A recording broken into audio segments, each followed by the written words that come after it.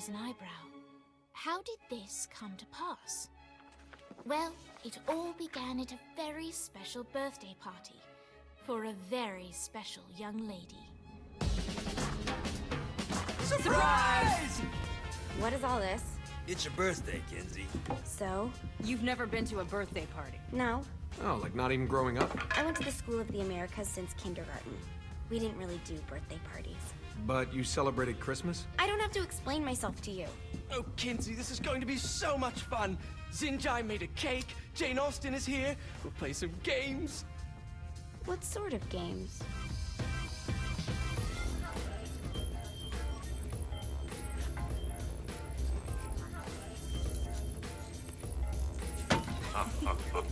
So you celebrate birthdays by trafficking with spirits? It's spooky and fun. It's a bunch of letters. It's tradition. Every slumber party has to involve a spirit board. Slumber party? How's it work? We ask it a question, and the spirit of the board will reveal the answer. How? Yeah, someone pushes the pointy thing to wherever they want. Wait. Can we go back to you and your slumber parties? No time. All right. Everyone put their hands on the cursor. Cursor. I feel the magic already. All right. Will the President/God Emperor for life ever choose a partner to reign alongside them? No. Ooh, someone's getting married. Shut up, Matt. Who will tame the president's wild heart? What are you guys trying to spell? I'm not moving it. That's the spirit, Kinsey. I'm serious. I'm not moving it either. Neither am I. Jezebel? Who the fuck is...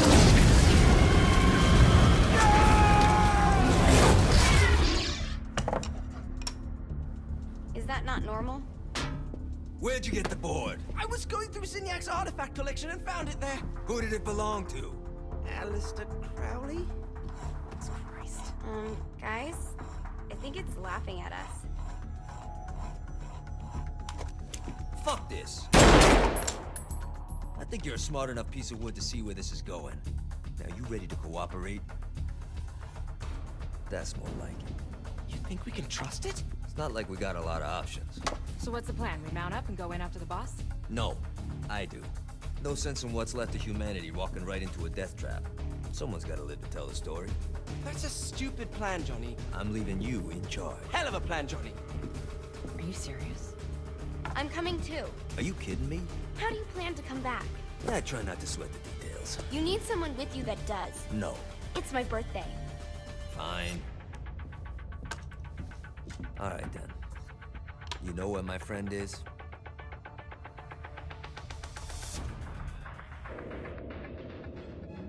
True to its word, the spirit board opened up another portal and sent Johnny and Kinsey screaming into hell.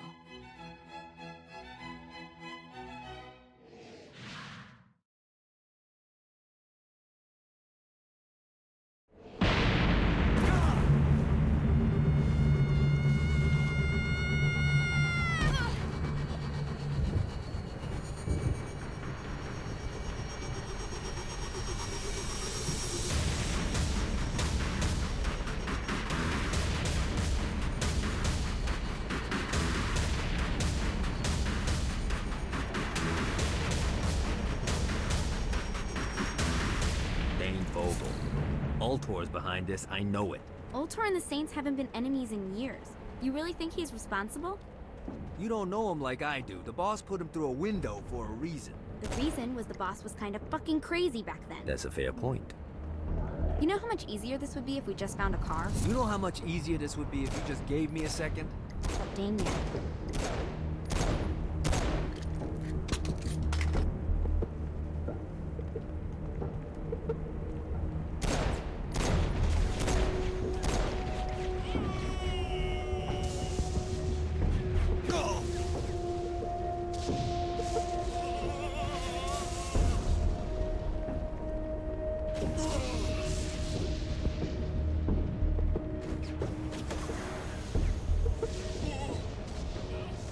Alright.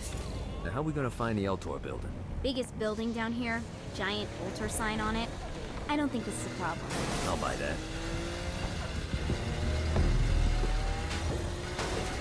One more for the collection.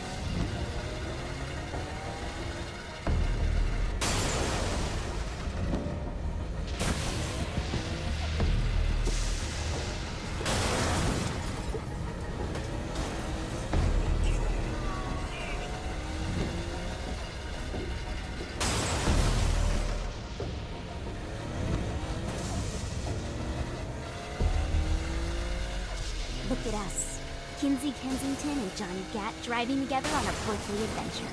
Are you always this excited? Generally, I'm a misanthrope. I get it.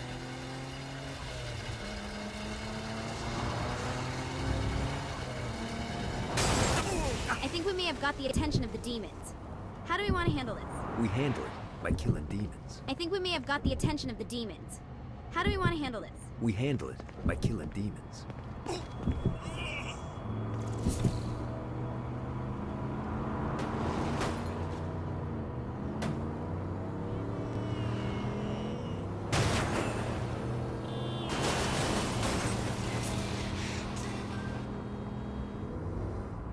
So this is hell. Not as bad as I thought. That reminds me of Steelport.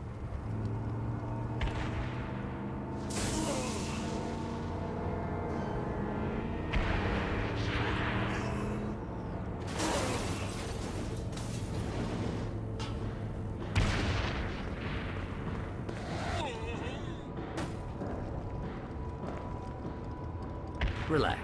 I'm a professional.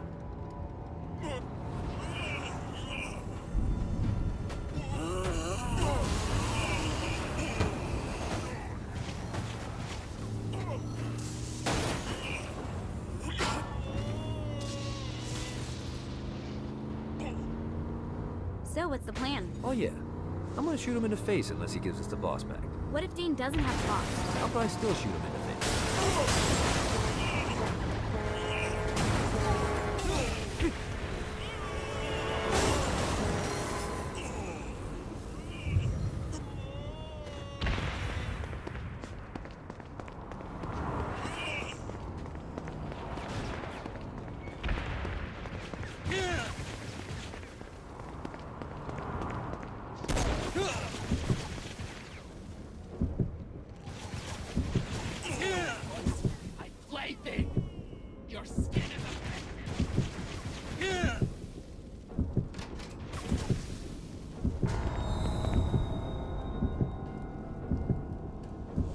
Welcome to hell.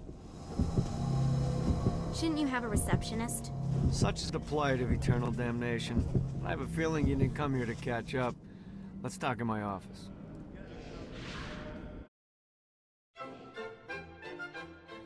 Not even death could stop the enterprising Vogel, who wasted no time in setting up an Ultor branch in the bowels of hell. Dane was eager to fill Johnny in on the ever-shifting politics of land rights in the underworld. But real estate mattered little to Johnny, who only cared where his friend was. Where'd you put the president? I've been trying to explain that. I didn't take them. Bullshit. You expect me to believe you just happened to be the first thing we see in hell? Maybe it's just me, but your thank you sounds more like an accusation. That's probably because he plans to kill you. Okay. I get the trust issues. Can I show you something? The pieces all came together.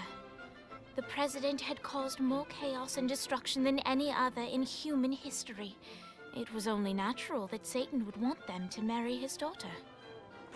They needed a plan, and Johnny had one. I'm gonna shoot the devil in the face.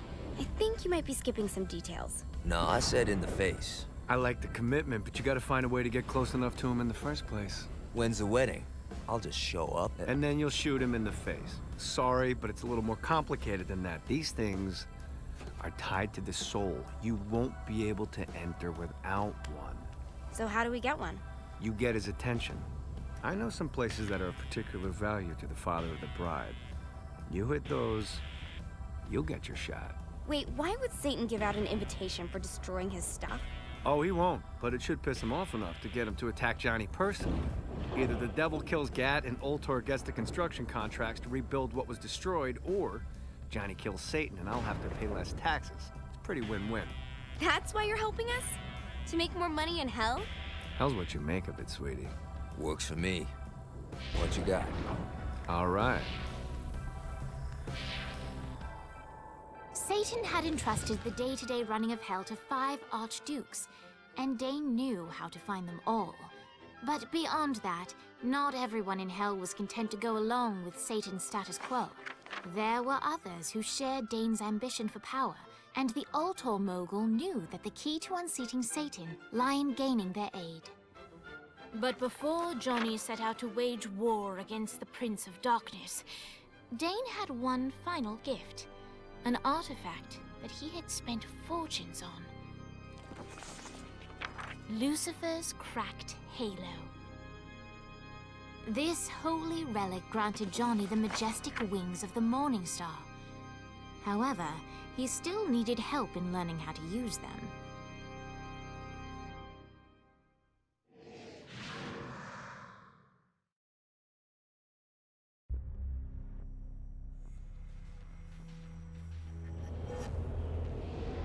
Alright, you got me out in the sticks, now what? Would it kill you to show a little excitement? You're about to experience angelic flight, for Christ's sake. Dane. Great. Now you should have just enough clusters to power up your...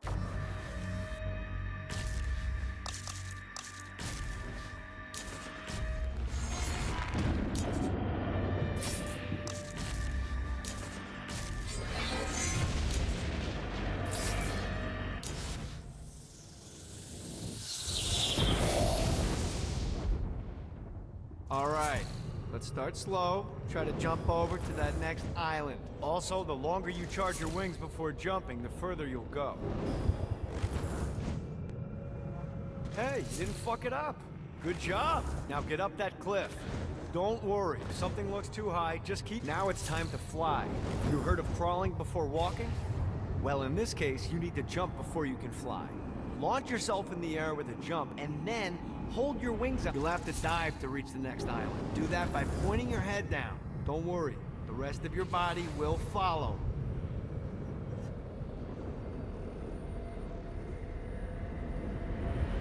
I put a shiny flap orb out in front of you. Collect the orb, and your wings will flap to gain speed. Alright, now try flapping those wings on your own. Do a flap on your way to the next island. The exact opposite of diving is climbing.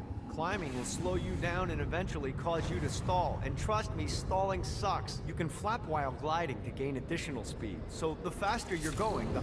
Alright, time to take the training wheels off for the final lesson. Flying takes stamina. If you run out in midair, you are going to drop like a rock. A stupid stamp. Let's get you back to the Ultor building. I want to run through all the stuff you can do to hurt Satan. Sure thing. See you soon. Here's the deal. If you want some FaceTime with Satan, you need to get his attention. Now, Satan hates being challenged, so anything you do to undermine his control is good. Fraud, mayhem, shooting demons in the face, anything. You can keep track of Satan's wrath with this handy meter. Get it high enough and you'll be having drinks with Big Red in no time. I've compiled a list of shit to do, so take a look and do whatever sounds fun. Oh, one more thing. We have some potential allies down here. Trust me, you want to impress them.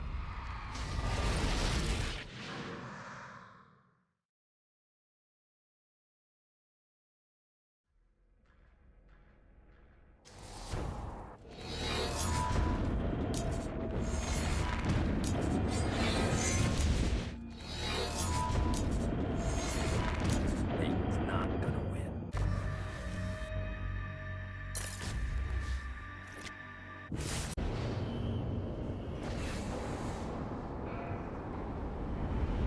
I hope there's not something ridiculous like 100 of these to find.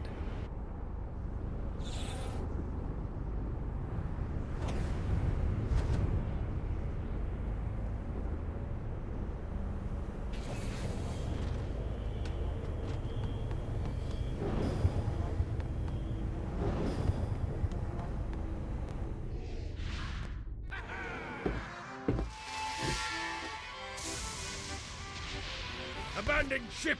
We've been boarded! Get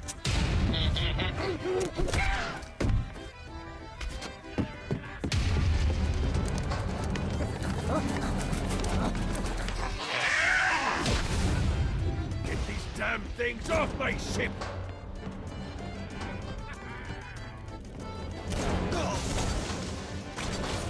I am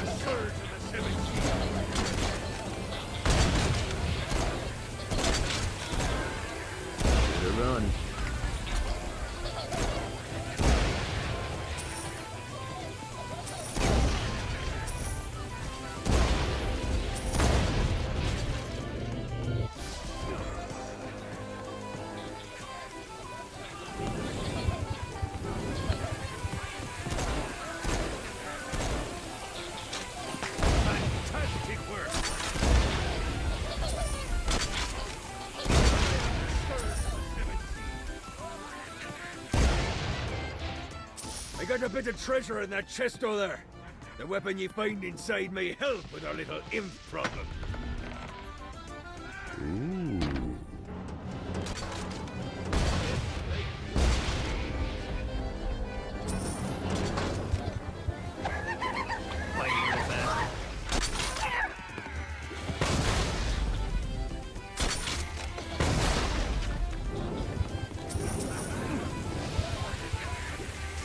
Anyone else want to turn?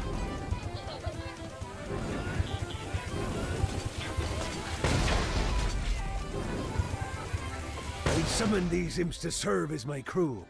I forgot what a handful they could be. Once aboard, they wouldn't listen to their captain. They ran amok in the bowels of the ship.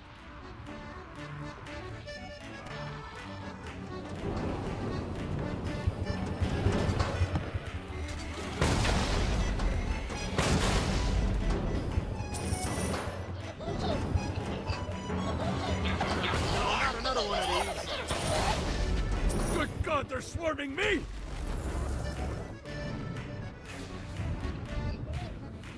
Need to rest the wings.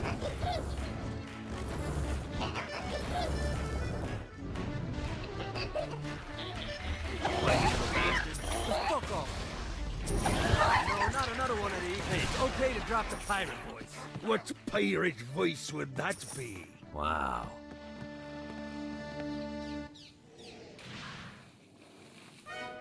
Zinyak's destruction of Earth had a profound impact on the afterlife. To heaven, it was a logistical nightmare. St. Peter's meticulous nature drove purgatory wait times to unbearable levels. Meanwhile, in hell, where souls in pain were used as currency, it created a new era of prosperity for the wickedly enterprising. This economic boon resulted in the coffers of hell to be overflowing, which in turn piqued the interest of the most notorious man that sailed the seven seas. Long had Blackbeard been a thorn in Satan's side, robbing tax collectors on a semi-regular basis. But the promise of an immeasurable fortune drove him to be even bolder. An arrangement was reached. Blackbeard would provide information on strategic targets in exchange for a share of the profit. Johnny, who was interested in murder, not money, happily agreed.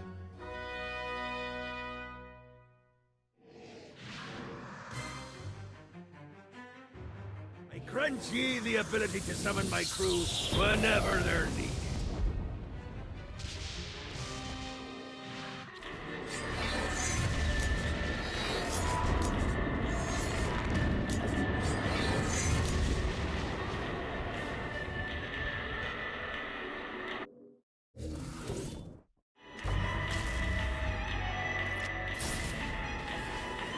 God, this feels good.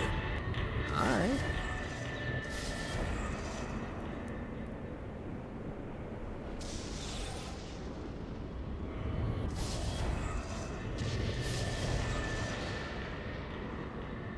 I raided a Santrow office and found information on where the president is being kept. Evidently, they've been trapped in some sort of soul crystal inside Satan's palace. Breaking in is an impossibility. Your best bet to save them is to continue to try to draw Satan out of his palace.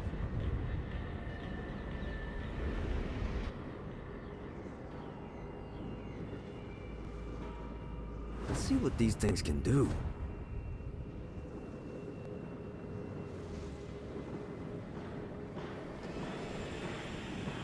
Note to self. Find a way to control lightning.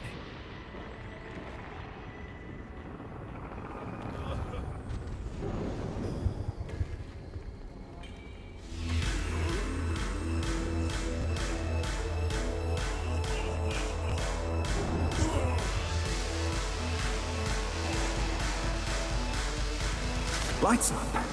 William Shakespeare, humanity's greatest playwright, and hell's most diabolical purveyor of entertainment, looks on as a brave mortal on an Orphean quest enters.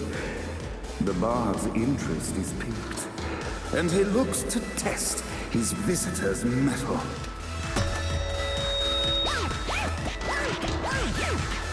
The masked tragedies were used to enemies cowering as they approached. But soon they realized that they faced a foe with courage and nobility, traits uncommon in the fires of perdition.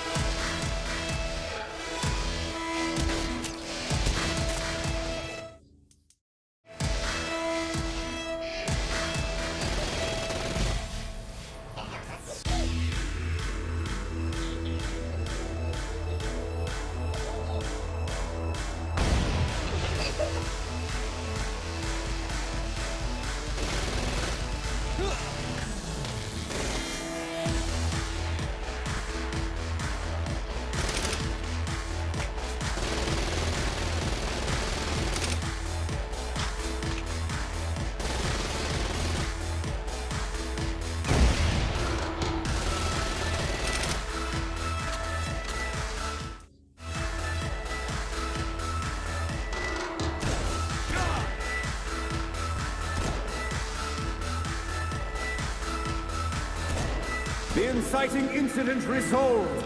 The time had come for rising action.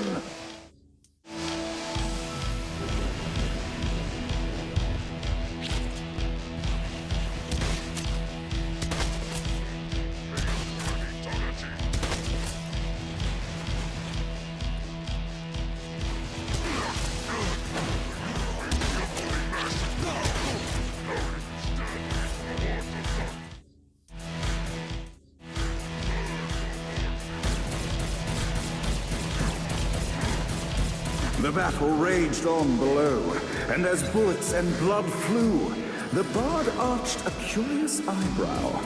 Could this mortal be the exact thing that Shakespeare needed?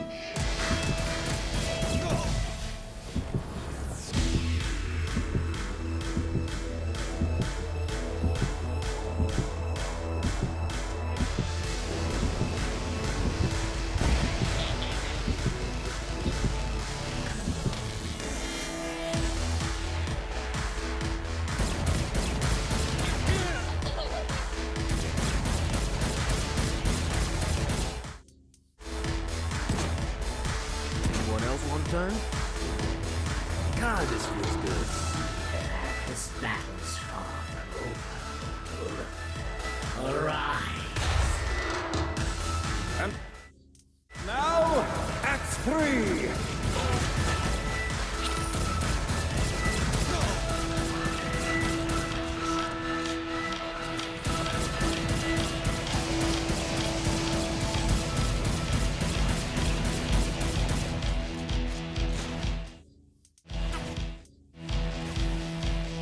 The conflict resolved. Shakespeare eagerly awaited meeting the champion that dispatched so many of his men. Undoubtedly, they were here for the bard's aid. And while happy endings were not a thing found in hell, Shakespeare always had a soft spot for comedies. In the land of the living, William Shakespeare is regarded as one of the most prolific playwrights of all time. However, to the denizens of hell, the bard is seen in a far different light. After selling his soul for fame and adoration, Shakespeare served in hell as Satan's spy master general. In doing his duty, Shakespeare would punish the souls he was investigating by forcing them to perform in grotesque passion plays for Satan's amusement. But in a Twelfth Night-esque twist, Shakespeare found himself living a double life. While he projected an image of cruelty, his heart was as soft as Jezebel's. In secret, he would tutor her on the classics and act out the works of his mortal days. When Satan found out, He cast Shakespeare out of the palace, believing that the poet would be tormented by the populace of hell, far out of Jezebel's sight. But Satan had not counted on the bard's cunning. Embracing his persona of master torturer, Shakespeare and his followers, the tragedies, took root in the entertainment district, biding their time for revenge.